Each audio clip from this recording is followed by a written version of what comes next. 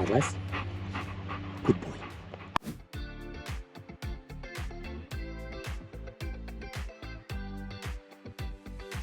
Hello and welcome to another episode of me documenting our Rivian experiences. It's been more than 2 years now and Rivian is actually doing pretty good, but as you can see behind me, this is obviously not a Rivian, so I'm gonna be talking today about that. Behind me is the Chevrolet Silverado EV truck. Specifically, it's a WT work truck that I've been driving for the last 10 days. And you probably are wondering what happened to Rivian. It got a little bit rear-ended. I needed a rear bumper replacement.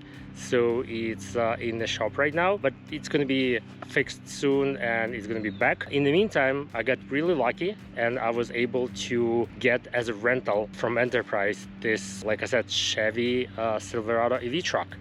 So I'm just gonna talk about my experiences with this truck for the last 10 days, how it feels comparing to Rivian, what it's like being inside, driving, blah blah blah, stuff like that. So let's dive into that. I'll just start probably from the very beginning of the truck and I'll talk about the exterior, interior, driving experiences, etc.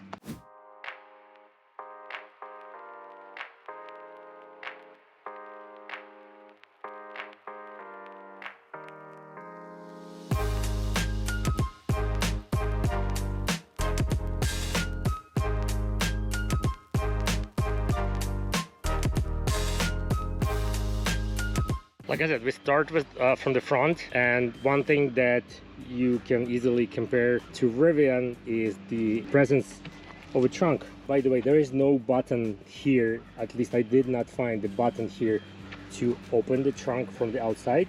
So the only way to do that is to press the button here, the remote, and then it sort of opens. But then it's not automatic opening as on the Rivian. You just have to push the front door to get like fully open. PSA, this is not fully open. You have to push it further to actually raise it even higher, because in the default position, like this one, I hit my head a couple of times to this point, and I'm only 6 feet tall, so I have to be careful about that. Overall, size-wise, the trunk is very similar, although differently shaped than Rivian's. And the thing that I really like is this opening here in the trunk. So I don't know, if you buy like groceries in Rivian, you have to like put them all over the top to put them into a trunk. But here, there's a nice opening. You can put the groceries in here. There is the 120 volts outlet in here, and I believe this might be a drain, although I might be mistaken. Comparing to other cyber vehicles, this one at least has the button to open from the inside. And to close the front, just grab here or here, pull it down, and then it automatically fully closes. So first of all, like I said, it's the work truck. It's the special version that GM sells only to fleets, to corporate customers, and apparently Enterprise is qualified to get that vehicle and then start renting it out. Like I said, I got really lucky, was able to get this one for like 50 bucks a day. Spoiler alert, I like it. It's an interesting truck. Obviously, exterior wise, very avalanche-y looking, very like a huge Hyundai Santa Cruz looking, with the nice, I guess, aerodynamic bit here to reduce drag that happens in the bed. But there is no other way to put it but to say that this is extremely big vehicle. It barely fits into my garage, and it's huge. I don't feel comfortable, to be honest, driving it on the smaller roads. I once took Rivian to smaller streets of Philadelphia, and I barely got through some of the streets where the cars were parked. This one would just not get through those streets. This is a big, long, tall, wide vehicle that is just significantly bigger than Rivian. There is no other way to put it. Like, if you think that Rivian might not fit into your garage, this is just going to be even worse. This will not fit into your garage. Proportions wise, by the way, I feel like because there is no big engine in the front, so they, comparing to other ICE trucks, they shifted a cabin a little bit to the front. So I feel like something is a little bit off. Like the proportions to this truck are a little bit off. Like I said, very Santa Cruz looking, but the Santa Cruz somehow is a lot more well proportioned than this one, even though this is still a nice looking vehicle. But damn, this is very big.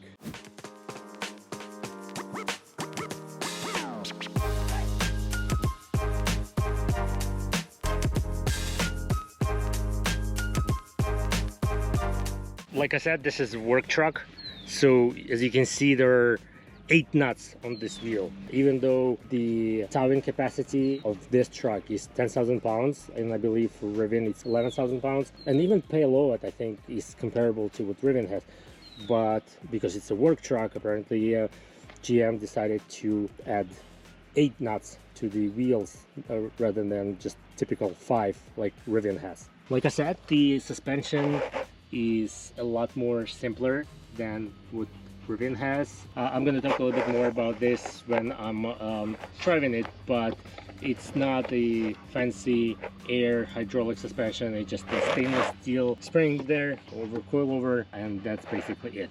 And it's definitely reflected in the way this vehicle drives. But those 8 nuts, this is nuts. Not less. Good boy. Before we go inside, quickly gonna cover the bed. So first of all, charging port is in the rear of the vehicle on the driver's side. Standard CSS plus the fast charging, whatever, DC. The truck bed opens fully like this. Pretty big bed. A lot of hookups for different tools and nice liner. I like this liner more than the Rivian. Also not in this bed is the opening for spare tire that Rivian has, and frankly I like this because of the space that the spare tire takes. There are a lot of crevices and cracks through which a lot of mud gets in under the bed actually, and it's super hard to then take it out. The bed is a little bit bigger, I think. I don't have the exact dimension, but it feels bigger and like longer than what Rivian has. Also, this working truck does not have a mid gate, so you cannot open this section between the cabin and the bed, so you cannot have like super long stuff in there. That I think belongs to RST model for the truck, but the work truck does not have it. But I feel like, yeah, the bed is pretty nice for this truck. Camera on the gate, so you can see when you're backing up, but there is no camera on the cabin when you have a gate down, for example, and you want to see like the Rivian has. Thing that I liked about the bed here is this step here, so I can easily step on it and go into the bed instead of just, you know, having to go through the gear tunnel opening or other ways to get into the bed with Rivian. Spare tires underneath. I didn't even want to know how to get it out, so luckily and hopefully I don't need it. But also, speaking of steps, that is for the bed that I just mentioned. These are steps to get inside. They are both on the passenger side and driver's side. This is something you need to add to Rivians. Well, I mean, you don't have to add it, but if you are vertically challenged or you have an older relative, Rivian can be a little bit high, a little bit too tall for some people to get inside. Even in our case, we added the steps to Rivian, but that's extra and it may cost you from $800 to a couple of $1,000.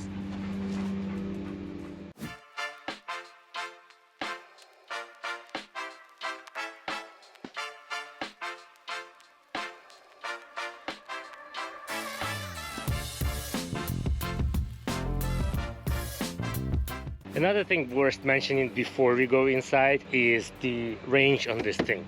The truck is big, but the battery is also very big. So this one particularly, I think the battery is like 215 kilowatt hours, and the range, in ideal situation as always with EVs, range can be up to 450 miles, GM claims. So when I picked it up from Enterprise, the estimate for range was 420 miles.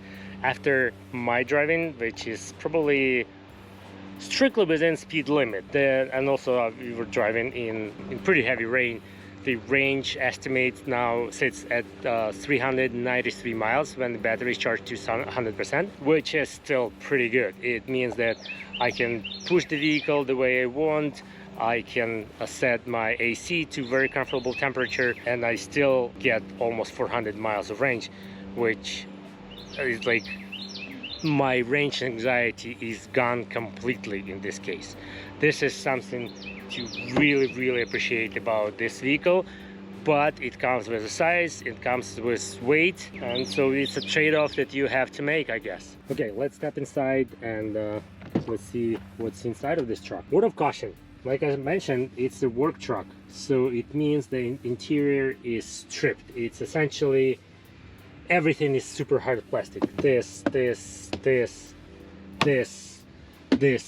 like everything is just super hard plastic, and I understand why, because if we are talking about the working truck, then you need to be able to clean it up very easily. Okay, not all of the surfaces are hard plastic, so this is soft enough, and actually I would say seat is very soft and very comfortable, but I don't think it's leather. Whether GM is using some other vegan's leather than Rivian, I don't know, but this is pretty nice, and the seats are very comfortable. They're comfortable on the highway. This armrest is also pretty good, although it's huge because of the size of the vehicle.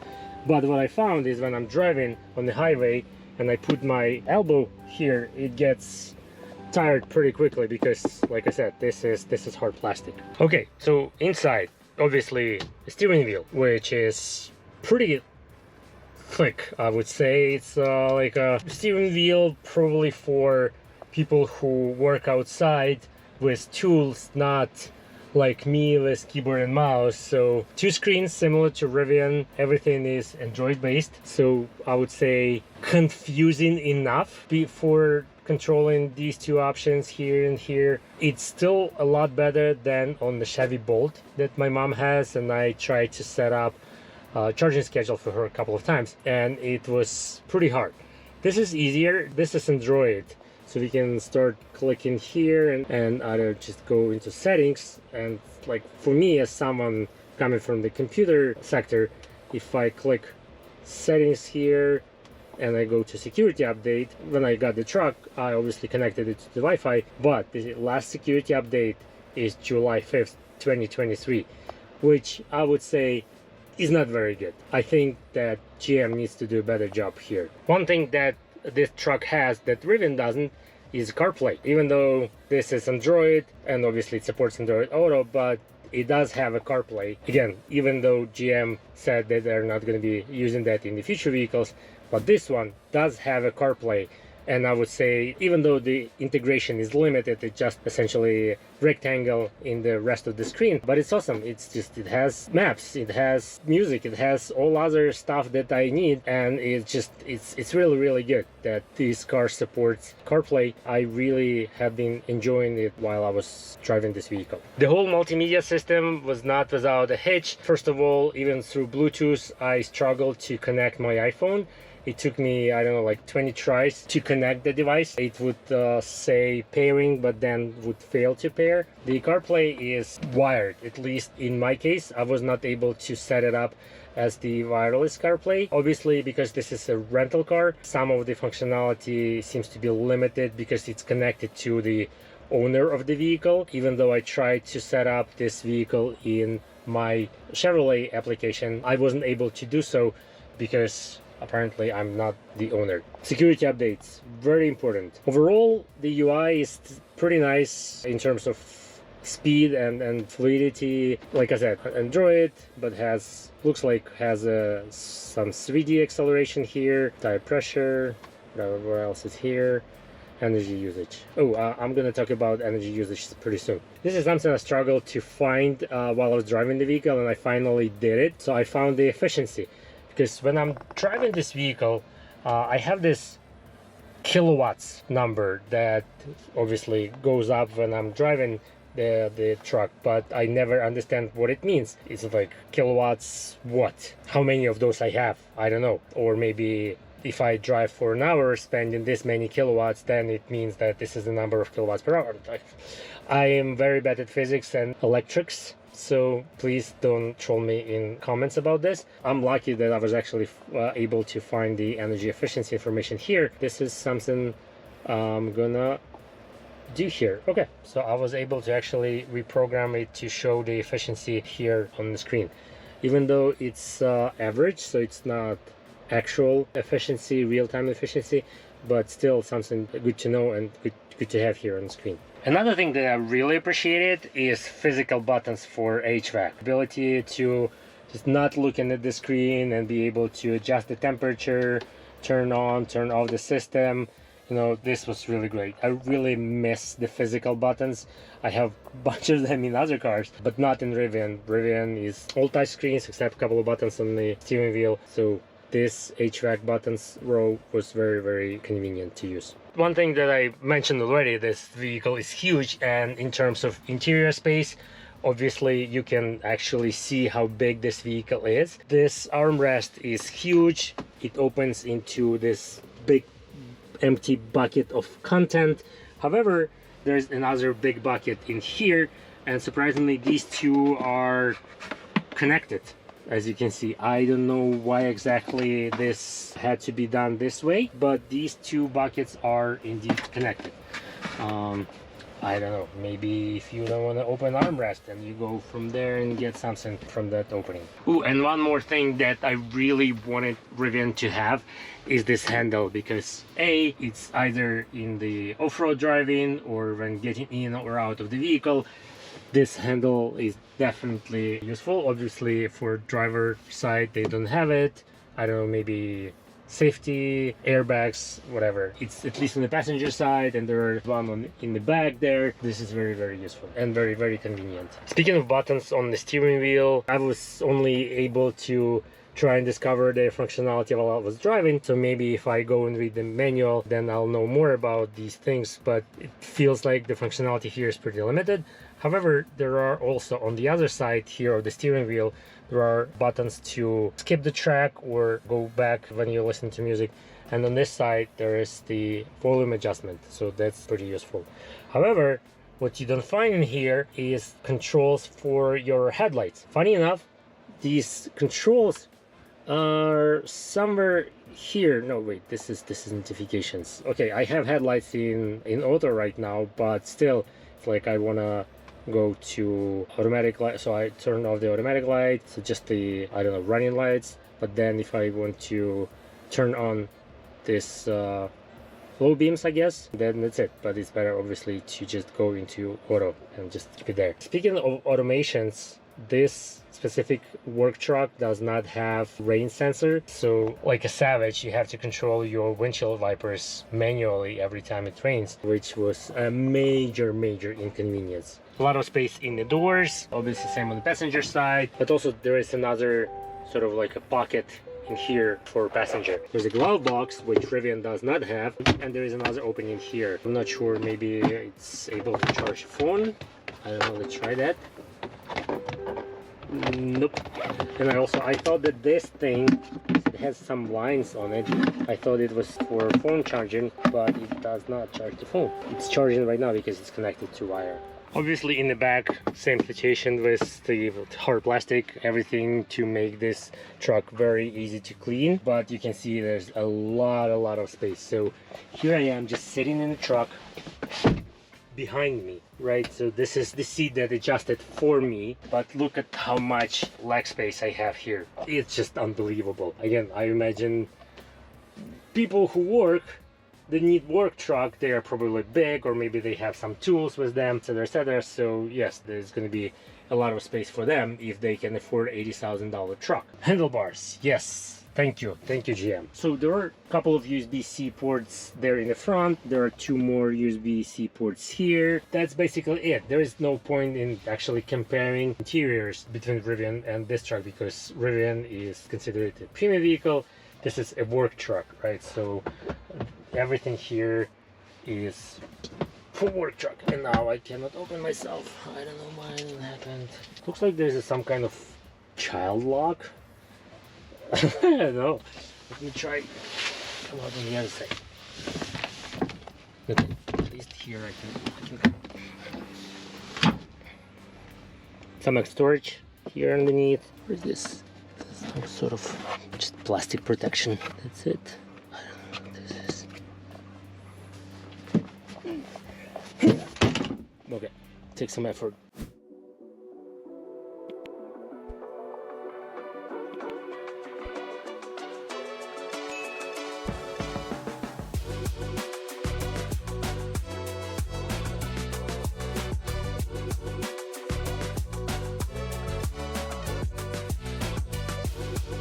Okay, so but how does it drive, right? The short answer would be like a 9,000 pounds truck, which is not surprising coming from a truck. The reason I'm saying this is because Rivian does not. With Rivian, you have a truck looking big sports car, so to say. Like, it just doesn't feel like a truck, but this one does. One of the reasons might be for this is that it doesn't have, specifically the work truck, doesn't have a fancy suspension. It's just a regular steel coils, so it doesn't have the height adjustment, it doesn't have the firmness adjustment. It's just a suspension, like a regular suspension, which is kind of weird thing, because I would say sometimes when you go over the bumps, you might feel like the suspension is pretty firm for a heavy big vehicle, but then you will stop, you press the brakes, and then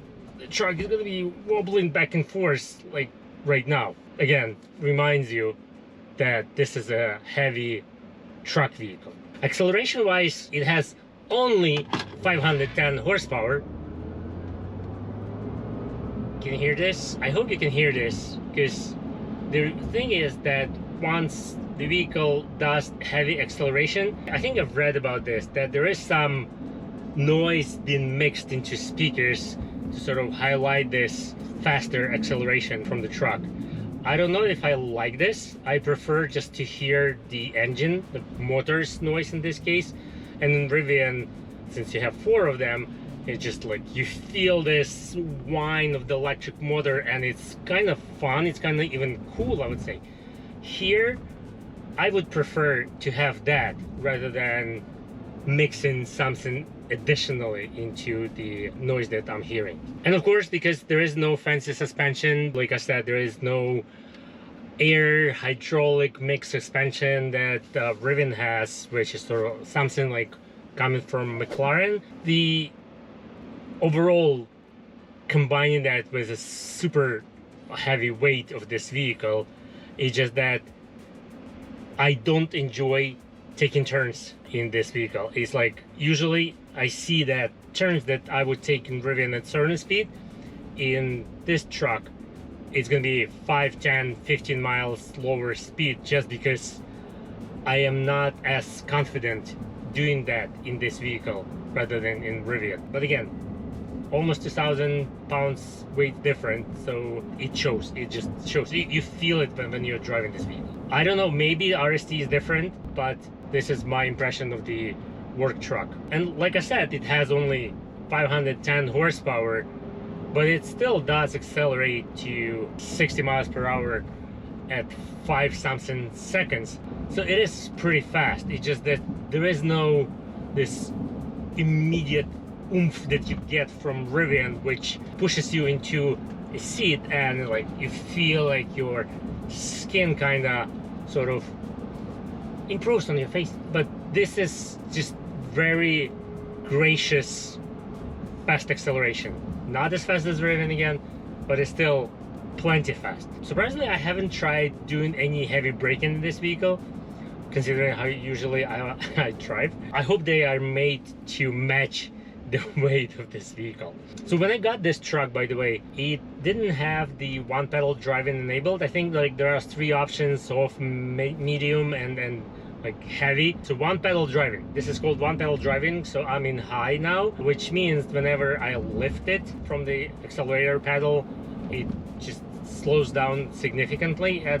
This is something I used in Rivian as well, so it was pretty comfortable. But by default, this car did not have it. They had it set to like medium, I think. And I think you can turn it off completely. Yes, set level, so it's off, on, and then high. I prefer to have that in high, but in on, sort of like car tries to go out to like an ice car. I don't like this. Just something you get used to with the EVs, right? Okay, let's do some acceleration here. Noise, noise, noise. And now it's subsided. Okay. One thing I haven't tried in this vehicle is charging at the third-party charging stations, because I usually, like most of the EV owners do, I just charge it at home overnight. I've read that this one has sort of like a fancy charging mode, which it sort of separates the battery and starts charging two halves of the battery in parallel. So it's supposed to do it in up to 300. Let's do the Porsche. No, he was probably not racing me. In theory, it is supposed to do up to 350 kilowatts charging, which is fast, because Rivian, the fastest Rivian I've seen was doing 212, and I would prefer Rivian to be able to charge faster. So this one's supposed to go from 10 to 80 like pretty fast, which again you kind of expect from vehicle with this size of battery. The good news is that tomorrow's Monday. Last Friday, the shop that was repairing Rivian called me and said that they are done with the repairs. So hopefully, if on Monday they wrap things up with the insurance company, then I will be able to get our Rivian back. So this sort of wraps things up in terms of my experience with Silverado. I gotta say that surprisingly, I like it. I cannot compare it to, I don't know, Ford F-150 Lightning, but I can compare it to Rivian. And comparing to Rivian, there are some things that they feel better in this vehicle. Obviously, battery size. That's probably the only thing, but it's just that vehicle does not have to be exactly better. It is a pretty good vehicle. It's solid. It has good bones. It's nice to drive. Surprisingly decent vehicle. If RST was $80,000, that would be a pretty good deal. I know that it's over 100, so Chevy for 100, it's not even Corvette. Yes, there's a huge battery, but even the fact that I cannot fit a truck like this into our garage, which is not the smallest garage, it's just that makes it sort of uncomfortable. I don't know, I prefer vehicles that fit into a garage. But other than that, I kind of like it. I dig the looks. I dig how it drives. I hope that even if people are not buying Silverado EVs because it's too expensive, and GM is probably going to use that as an excuse to say, oh, you see, nobody's interested in EVs. Obviously, for $100,000, buying an EV that is just Chevrolet, even with 450 miles of range, is just like too much. But I hope that GM persists and they develop this further and do, I don't know, smaller pickup trucks with this technology, and then, I don't know, improve it and make it just better driving, maybe a little bit better looking. Obviously, I would love them to improve this whole thing here. This one has CarPlay, right? But other Ultim GM models, GM EVs, they promise that they're not going to be using CarPlay, which is a shame. I feel like that's a big mistake on GM's side, and I hope they learned that lesson. One thing about driving this truck, by the way, because of its weight and how soft the suspension is, speed feels different. It's very easy when you're driving because there is no engine noise per se, and it's a fast vehicle, so you may end up just doing significantly over a speed limit just because this car drives like this. It's very, very easy to get to, I don't know, 70, 80 miles per hour. And then if you get caught by police, you will be like, you know, officer, this is the truck's fault because it just creates this impression of lower speed. But you have to remember, I was driving on the highway a couple of days ago, and it just very, very soft on the highway. It's a great road trip vehicle, but it's just that it's very easy to get over speed limit with this. Overall, my verdict. I don't do reviews of the cars in general, right? I just like, I have this car, I like it, so my verdict is it's a decent vehicle. With that, thank you very much for watching and have a great day. Thank you. Bye.